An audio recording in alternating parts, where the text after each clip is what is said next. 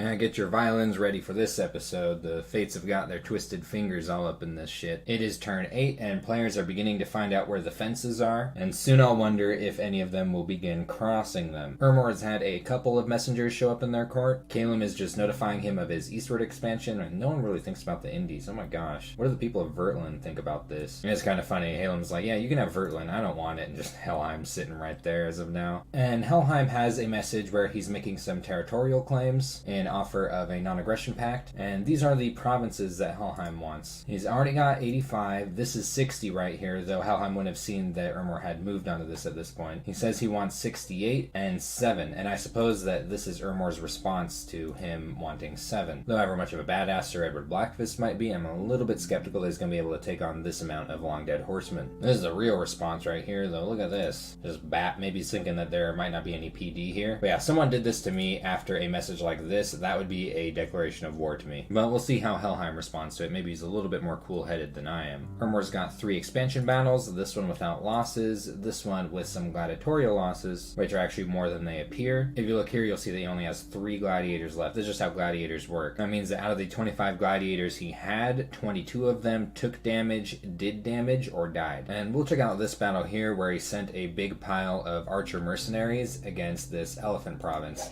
See how this went. Oh man. Oh, the devastation. It goes to show you why infantry lines are so important with archers.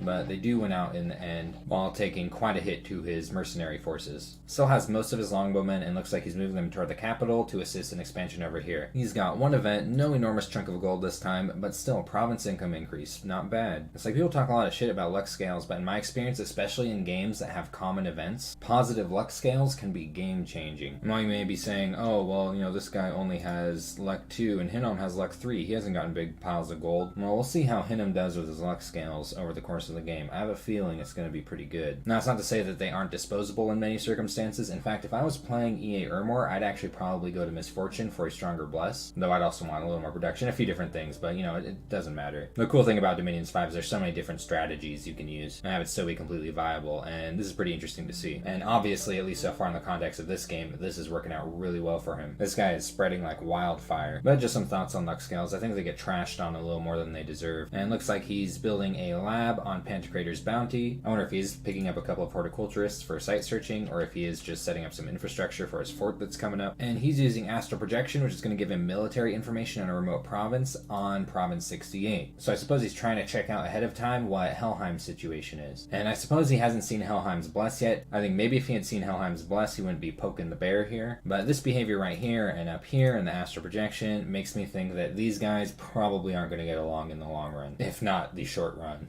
Alright, and Saromatia's turn here. Oh, there's some stuff going on here. So first of all, he gets a message from Helheim saying that he does want to keep this farm province right here, and as long as he can keep it, he's not going to expand any further in this direction. Saromatia, buddy, if I was in your position, even with this kind of weakish expansion and I wouldn't put up with this. I would just be like, yeah, sorry Helheim, this is just way too close to my capital for comfort. There's no hard feelings in taking this province, but I consider anything within 2 provinces of my capital to be strictly within my domain. And I hope that we can, you know, see some peace in the future. Like maybe make some quote-unquote concessions, like, you know, you can have Province 7. Ugh. Probably a nice province, but that's just so much long dead horsemen. Those things are a pain in the ass. But yeah, unless you're just like really terrified of somebody, like I don't think you should ever put up with something like this. And really is talking peace with Saromatia, telling him about the provinces that he wants, which are the swamp provinces in 24 right here and 129. I think really is already here. In this game specifically, I would never, ever let a water nation have either of these provinces if I could help it. Now, Saromatia is not really in a position to get down here because of this mountain range, but he does have Neefel, and I would even be building a fort here just to prevent a water nation from getting into this pond. Because if a water nation gets into this pond, like, it's going to be really, really hard to dig them out, and then it's going to make it really, really hard to win this game. So I hope that this is a situation that the players keep in mind that's kind of specific to this game. This is fairly unusual for Throne Spawn, so a lot of players might not be thinking this way, especially considering that it's the first or second game for a lot of these people. Probably does kind of include the water nations though. But yeah, if you ever find yourself in a game in this specific unusual situation, don't let the water nations anywhere near such an important throne as this one. And really is mentioning some other stuff that he's allied with Atlantis, that he's itching for a fight with a land nation, and that he really wants to fight Helheim. That's actually really good for Sarmatia. And also mentioning some things that he's interested in trading for, though these things are a little bit hard to build for Sarmatia specifically. And we have a few expansion battles, negligible losses in Lithia, no losses in the Mercs, and I'm not even really sure what to say about this fight. So yeah, expansion party from Sarmatia. With a decent bless, this expansion party can take on most independents just fine. Now let's go ahead and take a look at the independents. Do you see it? Yeah, it's happening again. Zelion the Windmaster, level 2 air mage, tons of air gems. Right here with his sidekicks Essus and Zwago. So you might be able to guess how this one turns out based off of the previous fight under similar circumstances. You know, things are going well, and then the orb lightning starts coming in. And look at just how devastating it is. You know, shock resistance is so important as a bless. Like, this is just an independent casting orb lightning. But man, can you believe this shit though?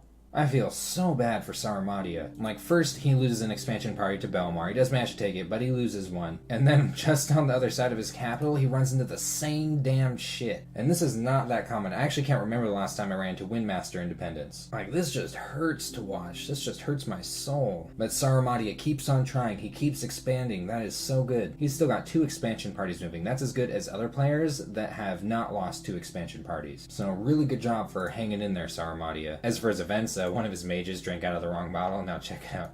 She's tiny compared to the size of the other. Look at her. She's so little and caught shrunken. Absolutely hilarious. And a couple of unrest events, some pirates, and some goofy policemen doing some weird shit with some fairies. Looks like Sarmatia is planning on building a fortress right here. Really good move. Definitely the most important province he owns between these Pegasus riders and these crystal sorceresses. This is huge for him. He can finally start dishing out that air magic that has been hurting him so badly. But yeah, take a moment to play the funeral march for this expansion battle right here. And let's never forget the sacrifices that Sarmatia made to establish his domain. Many brave lizards died in the name of Sarmatia, and of course the useless humans that tack onto their backs. And Calum has received a message from Ermor stating that he thinks that the border should be somewhere along these mountains right here. Birds stay on this side, and Ermor will stay on that side. Couple of battles, decent amount of losses against the Lion Tribe. And we'll go ahead and watch the fight against the Horse Tribe Cavalry. These things are actually pretty obnoxious because not only do they have, so much bows, which really sucks against the helmetless Spirehorn warriors, but they do in fact have a lance strike. So when you finally do come down into melee range with them, they're going to hit pretty hard with piercing damage. So Caleb ends up taking quite a few losses, does manage to take the province just barely, actually. This was really close, losing 15 Spirehorn warriors in the process. And remember when someone saw something nasty in their tea leaves? Well, they ended up being right in the end. Hundreds of people just started dropping dead. That blows. This is actually pretty cool. Check it out. Toads are falling from the sky. How awesome is that? Well, I guess it's really pissing people off. But man, if I was a 5-year-old kid, I'd be having a field day. Wouldn't even believe what I was seeing. And Caleb is fairly on top of his messages. It seems that every time he runs into a new player, like Hinnom over here, Helheim over here, he greets them. Pretty good habit to establish contact with other players. Can make them a little bit more open to working with you in the future. Vavaste didn't find anything in the stupid cave with the weeb, and I guess it's some kind of neat or something. It ain't doing nothing. Like, you at least have this thing scouting or something. Alright, and Helheim is finally starting to get some stride in their expansion. Lost this expansion with just a few Hell Heirdings here as well. And we'll watch this Horse Tribe expansion just to sort of compare it with Calum's. Just kind of get an idea of how devastating these Hell Heirdings are if you haven't already realized. These things are fairly nasty, though glamour was popped on at least one of them. Yeah, it looks like a couple had their glamour popped. Definitely not something you want to bump into in expansion. And one of his Van Heerses became legendary in his battle. Looks like Harold woke up one day and he was suddenly super muscular. Little 2 bonus to strength, which is actually pretty dope for javelin throws. And people in Gintmark are shitting all over the place. And it looks like Ermor will be able to comfortably expand into 68 as he wanted, though it looks like 60 is a little less on the table. And then this right here here would be a huge bummer to me if I was playing Ermor. I would not like to see this. Makes consolidation in this region a pain in the ass. Now when it comes to this move onto this swamp province, I personally think that maybe moving into these hills would have been a better idea. There would have been a risk of bumping with this army right here, but it's just Dawn Guards and Avite Swordsmen, and he's got like 5 super blessed Hellherdings. These are probably going to win the fight. And Hinnom was saying that he wants his borders to be between 103 and 110 anyway, so he has a completely valid excuse for expanding this way. Just my personal thoughts on the matter. Maybe he's just trying to make extra sure that he's established some control around this throne right here. Or maybe he's like Shrek and he just really likes swamps. Either way, even with this kind of goofy shaped territory, I think Helheim is turning out to be a pretty big player in this game. And a big part of that is what's going on right here. Helheim is already a fairly powerful nation, and this is going to give them an extremely muscular early game. Saramati is not the only one having troubles. We've already seen what's been going on with Russ, and then he sees this come up. Just for whatever reason, out of all of these coastal provinces, both water nations wash up on Russ's beaches. What a pain in the ass. At the very least, Ermor is accepting the proposed borders, which run along right here, which is good because it's going to be a minute before Russ can project any power over in this direction, and I wouldn't be surprised if Calum took this before he could. Now, he did see the fight where Ermor ran a bunch of mercenaries into some elephants and lost a bunch of them, but he didn't take the province. Took the fight against the Jade Maidens with a single skin shifter loss, and we'll go ahead and watch the one against the Lizards. I don't think we've watched any Lizard fights yet. Maybe we have. Hard to remember. And lizards can be a little bit tough to take on sometimes. Even though their protection is low, they do have 6 attacks per square, and 3 of those attacks are pretty hard-hitting piercing attacks. And on top of that, they have a little shaman that likes to fight in melee combat. Wait, what the heck was that? Hold on, gotta see what the hell's happening here. Oh, he's feeble-minded because he's wearing a slave collar. Hey, that's not cool, man. Did you do this, Igalima? Did you put a slave collar on your buddy here? I mean, you gave him pearls and nature gems. And now look at him. Look at him. This is not his element. Oh, man. What a bummer. Yep, and he just fucks right off. Like, whoop, I didn't see nothing. Holy shit.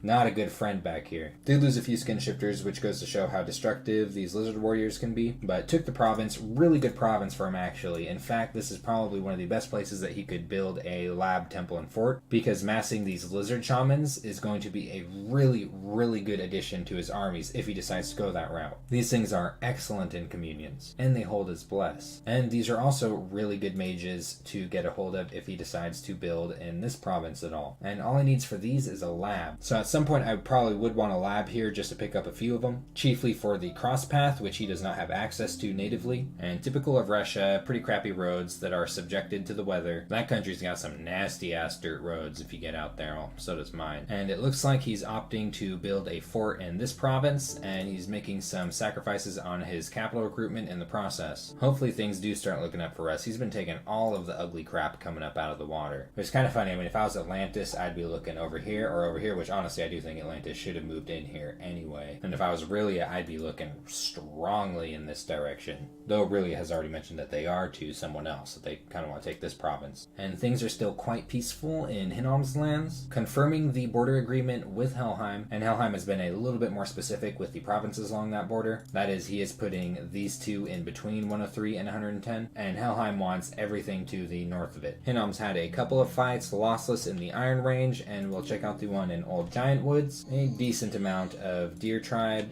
but you know, they're brave for defending their lands and all, but I don't know what they were expecting here. Messing with the Dawn Guard? Nah. And then in Santania, no, not the Weans, not the Wee Bairns. But I guess Helheim's message makes the move to the wetlands instead of Jelenia a little bit more understandable, in that he's declared the border up here with some precedence, and now he can take these at his leisure. Still sniffing around for some nature gem sites, hasn't found any yet. Still sniffing around for some earth random Amis, hasn't found any yet. And Hinnom's territory is looking pretty cozy and peaceful. Looks like he's got a pretty clear border along here, and still potentially a little bit of room to expand down here. It's going to be really good when he gets some temples up to have these scales all over these provinces. And the conflicts that seem to be brewing are also very much in Hinnom's favor. For example, Russ is having a problem with the lake. Doesn't really concern him. Ermor and Helheim have some weird shit going on over here. doesn't concern him. Depending on how this plays out, Hinnom might have a big comfy couch here for quite some time. And not an enormous amount going on with Atlantis' turn. Calum sent him a message saying, you stay out of the land, I'll stay out of the water. A bit of an empty threat. I mean, he could technically get his birds into the water, but I wouldn't be too worried as Atlantis. I got best in the near future, maybe get some Eagle King thugs down there, which personally I don't even like thugging out Eagle Kings in the first place. I mean, I guess there's Ahuranis, but I wouldn't even worry about that. I wouldn't be worried about it. But still, the message here is that Calum is not going to tolerate Atlantis coming up on the land over here, which does make sense because he still has a little bit of expansion to do up here. And we'll check out Atlantis's only fight this turn, just some, what are they, typical Tritons. I think you know how this will go.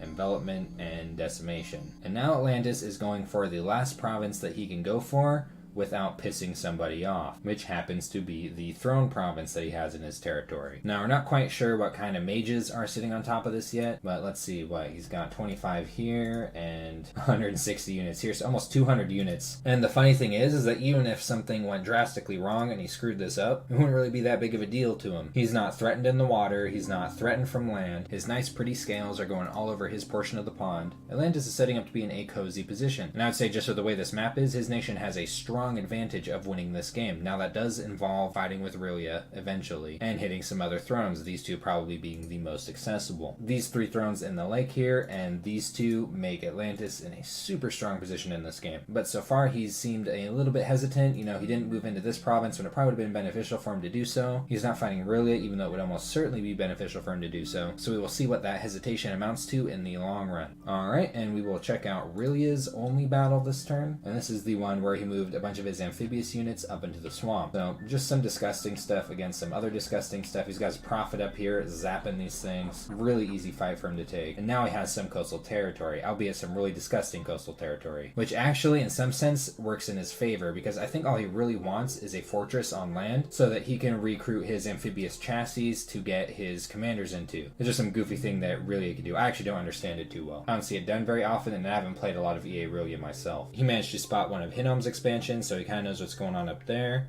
And he found 3 magic sites in one turn on this throne province. That's great. Between the 3 of them, he's getting 2 pearls, 2 water gems, and 30 gold. Really nice come up, especially because of how useful water gems and pearls are to Aurelia. And now, right away, he is building a rock wall on top of this throne using every single piece of gold that he's got. No more expansion onto land. Personally, I think I'd be a little bit greedy and try to take this one too because, you know, you already have this border established. It's like, might as well try to nab a few things so I get the chance. But at the same time, you know, not a great chance to be able to keep these. Though we might be able to Diplo keeping this one using its low income as an excuse. Looks like he's mostly interested in Mine Lord recruitment at this point. Still none of these Gibbodai, which, you know, just makes me so sad because of all of those points into a Bless. Though, you know, it's completely possible that what he wanted was the Rainbow, and the Bless was just kind of secondary to that, you know, because I could see a Rainbow being pretty useful for Aurelia to have. It's just hard for me to think in that way because the first thing that I think of, especially when Atlantis is in the game, is Awake Expander. So that has been turn 8 of Andromeda, and I will see you next time, Big Bear.